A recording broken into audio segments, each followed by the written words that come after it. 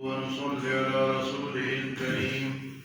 أما بعد فأعوذ بالله من الشيطان الرجيم. بسم الله الرحمن الرحيم.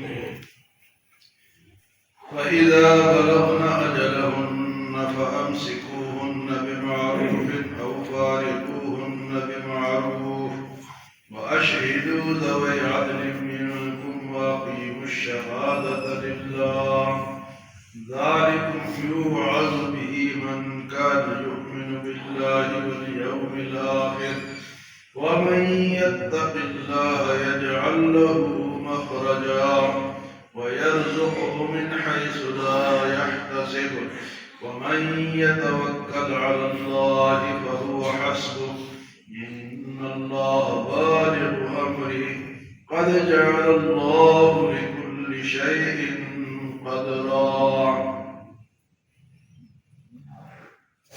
طلاق کے مسائل چل رہے ہیں.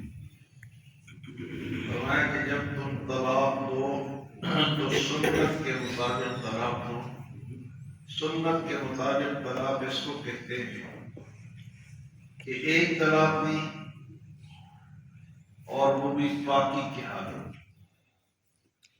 اور مہینہ جب گزر گیا تو دوسری پاکی میں دوسری طلاق دی، اور اگر ضرورت پڑی تو تیسری پاکی میں تیسری طلاق. اس طرح میاں بیوی الگ ہو جائے گی. اور بہتر طریقہ یہ ہے کہ طلاق رجعی یا طلاق بائن دے. ایک ہے طلاق رجعی، ایک ہے طلاق بائن، اور ایک ہے طلاق مغلظہ.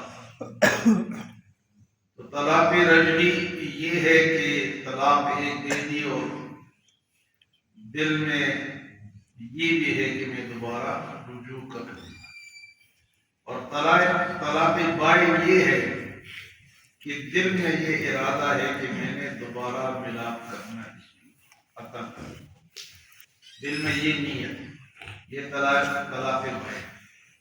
تو طلاق رجعی میں تو 3 مہینے کے اندر رجوع ہو سکتا ہے، اور طلاق بائن میں 3 مہینے کے بعد بھی اور 3 مہینے کے اندر بھی دوبارہ نکاح ہے.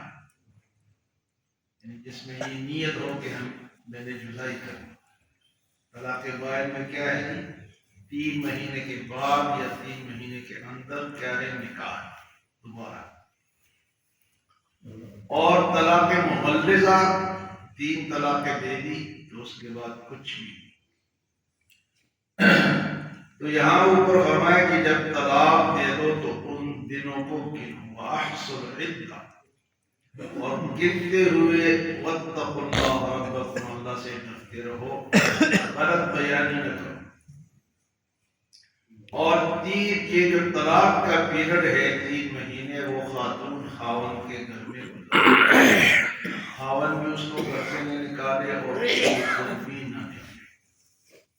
اگر اس نے کوئی غلط کام کیا یا لڑائی جھگڑا کیا پھر نکالا جا سکتا ہے. آج کی اس آیت میں فرمایا کہ جب تم طلاق دے دو اور عدت گزر جائے. یہ عدت عورت کے لیے کیوں رکھی گئی ہے؟ تاکہ نسل انسانی جو ہے وہ پاک صاف رہے. کہ اگر پہلے خاوند سے کوئی بچہ بچی ہے تو اس کا پتہ چل جائے.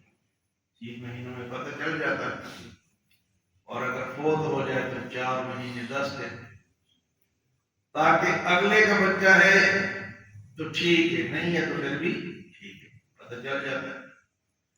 تو نسل انسانی کو پاک صاف رکھنے کے لیے اللہ پاک نے اتنے احکامات بھیجے. نکاح کا طریقہ بھیجا ہے، طلاق کا بھیجا ہے، باقی طریقے اللہ نے بتایا تاکہ تمہاری جو نسل ہے وہ حلالی ہو، وہ جائز ہو، اور اس میں کوئی گڑبڑ نہ ہو. تو یہ عدت اس لیے فرمایا کہ 3 مہینے طلاق دے دیے گزر گئے. اب کیا کرو؟ فَإِذَا بَلَغْنَ أَجَلَهُنَّ، اور جب وہ وقت پورا ہو جائے، عدت پوری ہو جائے، فَأَمْسِكُوهُنَّ بِمَعْرُوفٍ، اگر رکھنا ہے تو اچھے طریقے سے رکھو، أَوْ فَارِقُوهُنَّ بِمَعْرُوفٍ، اور اگر چھوڑنا ہے تو اچھے طریقے سے چھوڑو، لڑائی جھگڑا مار کٹائی گالم گلوچ نہ کرو، اس کو کچھ دے دلا کے رخصت کرو۔ اسلام اس میں بھی امن چاہتا ہے، لڑائی جھگڑے فرمایا رکھنی ہے تو اچھے طریقے سے رکھو، نہیں رکھنی تب بھی اچھے طریقے سے رخصت کرو۔ اور فرمایا وَأَشْهِدُوا ذَوَيْ عَدْلٍ مِّنْكُمْ، اور آپ اپنے میں سے دو انصاف پسند انسانوں کو گواہ بھی بناؤ، تاکہ کل اگر کسی کی طرف سے یہ ہو کہ بعض دفعہ لوگ کہتے ہیں نا جی آپ کے مسئلہ پوچھتے اس نے طلاق بھی دی ہے اور ہم نے وصول نہیں کی، طلاق آئی ہے لیکن ہم نے، تو وہ سمجھتے ہیں کہ وصول نہیں کریں گے تو نہیں ہوگی، وصول کرو یا نہ کرو طلاق ہوگی، وصولی کا اس کے ساتھ کوئی تعلق ہے۔ یہ آپ نے بھی سنا ہوگا، لوگ کہتے ہیں جی وہ آئی لیکن ہم نے ڈاکیا سے بندے سے دی ہی نہیں، وصول ہی نہیں، اس کا وصولی کے ساتھ کوئی تعلق نہیں۔ ہاں یہاں فرمائے کہ جب طلاق ہو جائے تو دو بندوں کو گواہ بنا، وَأَشْهِدُوا ذَوَيْ عَدْلٍ مِّنْكُمْ وَأَقِيمُوا الشَّهَادَةَ لِلَّهِ، اور گواہ کو چاہیے کہ وہ صحیح گواہی دے، غلط بیانی نہ کرے۔ لیکن اگر گواہ نہ بھی بنائے، یہ کوئی فرض نہیں ہے، گواہ بنانا مستحب ہے، تب بھی طلاق ہو جائے۔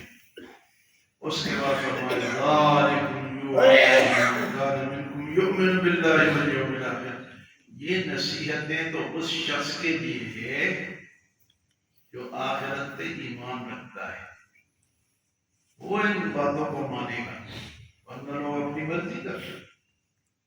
پرانی بات ہے کہ اسمبلی کے فلور پہ مولانا مفتی محمود رحمۃ اللہ علیہ کوئی خواتین کے بارے میں بات کر رہے، تو ایک خاتون ماڈرن اور لبرل قسم کی اٹھی اور اس نے کہا کہ مرد کو 4 شادیاں کرنے کی اجازت ہے تو عورت کو کیوں نہیں؟ یہ اس کا سوال ہے، اور کہاں تھا؟ اسمبلی کے فلور پہ۔ تو علماء ہوتے ہیں، ان کے پاس جواب موجود ہوتا ہے، تو انہوں نے کہا بی بات یہ ہے کہ یہ جو حکم ہے نا 4 شادیوں کا مرد کے لیے، تو یہ تو ان لوگوں کے لیے جو ایمان رکھتے ہیں، جو اللہ کی باتوں کو مانتے۔ تو 20 کرنا، تجھے کس نے روکا ہے؟ تو 20 شادیاں کرنا تجھے کسی نے رہی، تو ان لوگوں کے لیے جو کہ اللہ کی باتوں پہ ایمان رکھتے ہیں۔ تو یہاں بھی فرمایا کہ یہ باتیں ان لوگوں کے لیے ذَلِكُمْ يُوعَظُ بِهِ مَنْ كَانَ مِنْكُمْ بِاللَّهِ وَالْيَوْمِ الْآخِرِ، یہ تو تم میں سے ان لوگوں کے لیے جو اس وعظ کو قبول کرے اور آخرت پر ایمان رکھے۔ تو ایمان نہیں رکھتا تو وہ اسے پرواہ نہیں کرے گا۔ ذَلِكُمْ يُوعَظُ بِهِ مَنْ كَانَ يُؤْمِنُ بِاللَّهِ وَالْيَوْمِ الْآخِرِ۔ اور پھر اللہ پاک فرماتے ہو وَمَن يَتَّقِ اللَّهَ يَجْعَلْ لَهُ مَخْرَجًا، جو بھی تقوی اختیار کرتا ہے، اللہ سے ڈرتا ہے، اللہ اس کے لیے راستہ آسان بنا دیتے ہیں، راستہ نکال لیتے ہیں۔ جو اللہ سے ڈرتا ہے اللہ اس کے لیے راستہ بنا دیتا ہے۔ حضور صلی اللہ علیہ وسلم کے دور میں